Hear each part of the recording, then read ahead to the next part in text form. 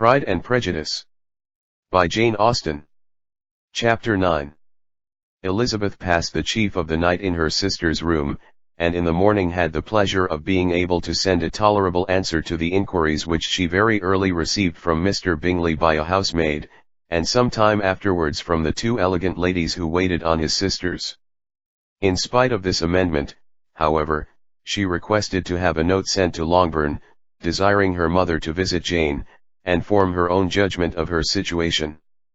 The note was immediately dispatched, and its contents as quickly complied with. Mrs. Bennet, accompanied by her two youngest girls, reached Netherfield soon after the family breakfast. Had she found Jane in any apparent danger, Mrs. Bennet would have been very miserable, but being satisfied on seeing her that her illness was not alarming, she had no wish of her recovering immediately, as her restoration to health would probably remove her from Netherfield. She would not listen, therefore, to her daughter's proposal of being carried home, neither did the apothecary, who arrived about the same time, think it at all advisable. After sitting a little while with Jane, on Miss Bingley's appearance and invitation, the mother and three daughters all attended her into the breakfast parlour. Bingley met them with hopes that Mrs. Bennet had not found Miss Bennet worse than she expected. "Indeed I have, sir," was her answer. "She is a great deal too ill to be moved. Mr. Jones says we must not think of moving her. We must trespass a little longer on your kindness." "Removed?" cried Bingley. "It must not be thought of. My sister, I am sure, will not hear of her removal." "You may depend upon it, madam," said Miss Bingley, with cold civility, "that Miss Bennet will receive every possible attention while she remains with us." Mrs. Bennet was profuse in her acknowledgments. "I am sure," she added, "if it was not for such good friends I do not know what would become of her, for she is very ill indeed, and suffers a vast deal, though with the greatest patience in the world, which is always the way with her, for she has, without exception, the sweetest temper I have ever met with. I often tell my other girls they are nothing to her. You have a sweet room here, Mr. Bingley, and a charming prospect over the gravel walk. I do not know a place in the country that is equal to Netherfield. You will not think of quitting it in a hurry, I hope, though you have but a short lease." "Whatever I do is done in a hurry," replied he, "and therefore if I should resolve to quit Netherfield, I should probably be off in 5 minutes. At present, however, I consider myself as quite fixed here." "That is exactly what I should have supposed of you," said Elizabeth. "You begin to comprehend me, do you?" cried he, turning towards her. "Oh, yes, I understand you perfectly. I wish I might take this for a compliment, but to be so easily seen through I am afraid is pitiful. That is as it happens. It does not follow that a deep, intricate character is more or less estimable than such a one as yours." "Lizzie," cried her mother, "remember where you are, and do not run on in the wild manner that you are suffered to do at home. I did not know before," continued Bingley immediately, "that you were a studier of character. It must be an amusing study." "Yes, but intricate characters are the most amusing. They have at least that advantage." "The country," said Darcy, "can in general supply but a few subjects for such a study. In a country neighborhood you move in a very confined and unvarying society. But people themselves alter so much, that there is something new to be observed in them forever." "Yes, indeed," cried Mrs. Bennet, offended by his manner of mentioning a country neighborhood. "I assure you there is quite as much of that going on in the country as in town." Everybody was surprised, and Darcy, after looking at her for a moment, turned silently away. Mrs. Bennet, who fancied she had gained a complete victory over him, continued her triumph. "I cannot see that London has any great advantage over the country, for my part, except the shops and public places. The country is a vast deal pleasanter, is it not, Mr. Bingley?" "When I am in the country," he replied, "I never wish to leave it, and when I am in town it is pretty much the same. They have each their advantages, and I can be equally happy in either. "Aye, that is because you have the right disposition."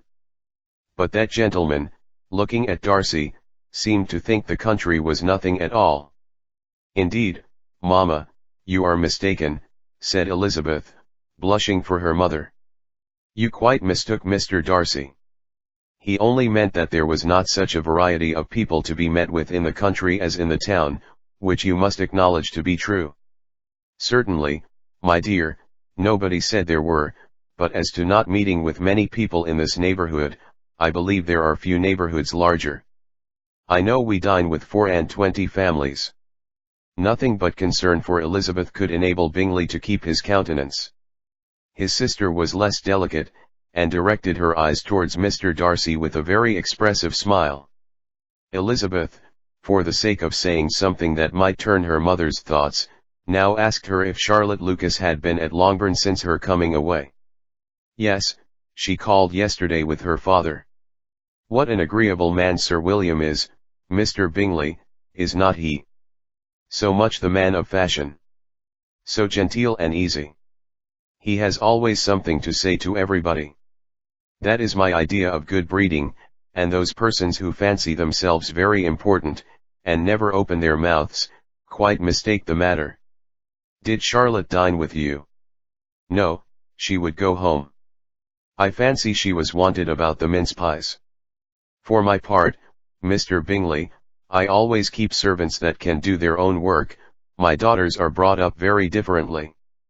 But everybody is to judge for themselves, and the Lucases are a very good sort of girls, I assure you. It is a pity they are not handsome. Not that I think Charlotte so very plain, but then she is our particular friend. She seems a very pleasant young woman."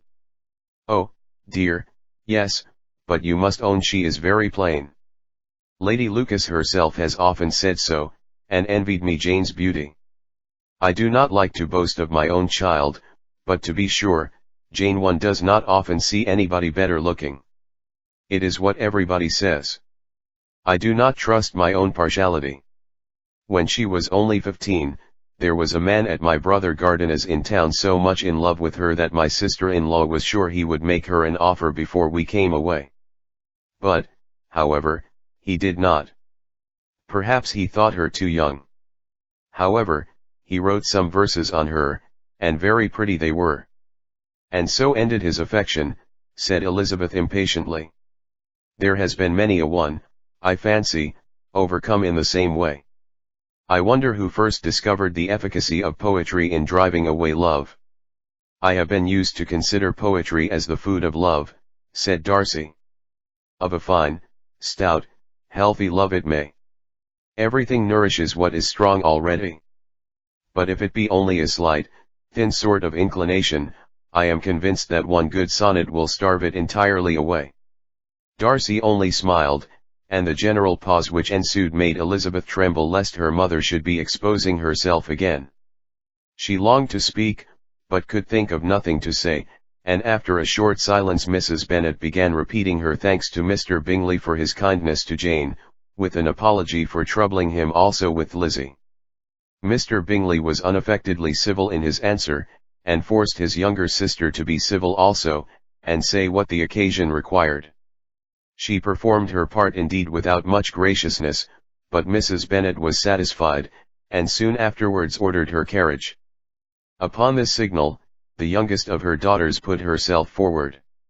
The two girls had been whispering to each other during the whole visit, and the result of it was, that the youngest should tax Mr. Bingley with having promised on his first coming into the country to give a ball at Netherfield. Lydia was a stout, well-grown girl of 15, with a fine complexion and good-humoured countenance, a favourite with her mother, whose affection had brought her into public at an early age. She had high animal spirits, and a sort of natural self-consequence, which the attention of the officers, to whom her uncle's good dinners, and her own easy manners recommended her, had increased into assurance. She was very equal, therefore, to address Mr. Bingley on the subject of the ball, and abruptly reminded him of his promise, adding, that it would be the most shameful thing in the world if he did not keep it. His answer to this sudden attack was delightful to their mother's ear. "I am perfectly ready, I assure you," to keep my engagement, and when your sister is recovered, you shall, if you please, name the very day of the ball. But you would not wish to be dancing when she is ill. Lydia declared herself satisfied. Oh, yes, it would be much better to wait till Jane was well, and by that time most likely Captain Carter would be at Meryton again. And when you have given your ball, she added, I shall insist on their giving one also. I shall tell Colonel Forster it will be quite a shame if he does not. Mrs. Bennet and her daughters then departed, and Elizabeth returned instantly to Jane, leaving her own and her relations' behaviour to the remarks of the two ladies and Mr. Darcy, the latter of whom, however, could not be prevailed on to join in their censure of her, in spite of all Miss Bingley's witticisms on fine eyes.